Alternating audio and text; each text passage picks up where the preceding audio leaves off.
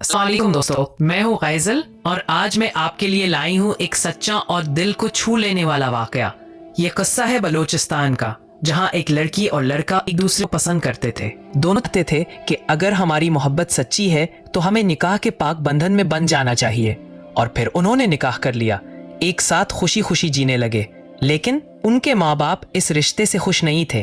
तकरीबन 1 साल गुजर चुका था कि अचानक उन जालिम माँ बाप को बलूचिस्तान की एक जालिमाना रस्म याद आ गई कि जो लड़का लड़की पसंद की शादी करे उन्हें पत्थरों से मारकर कत्ल कर दिया जाता है। उन्होंने भी यही फैसला किया, अपने ही बच्चों को कत्ल करना है, यानी कत्ल बराए गैरत।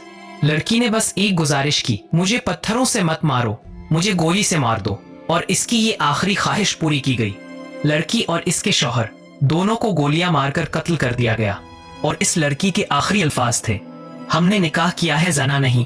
वस्तु आज के इस बेहयाई भरे दौर में जहां चपके चपके नाजायज ताल्लुकात आम हैं, वो 2 लोग जो इज्जत से निकाह करके पाकीज़ा जिंदगी गुजारना चाहते थे, क्या उन्हें कत्ल कर देना इंसाफ है? क्या ये रस्म अब ख़त्म नहीं हो जानी चाहिए? क्या माँ बाप इतने बेरहम हो सकते हैं? कमेंट्स में अपनी राय ज़रूर दें और इस कहानी को फैलाएं ताकि मुआशरे में निकाह की इज्जत बाकी रहे और जुल्म की ये रस्म ख़त्म हो जाए।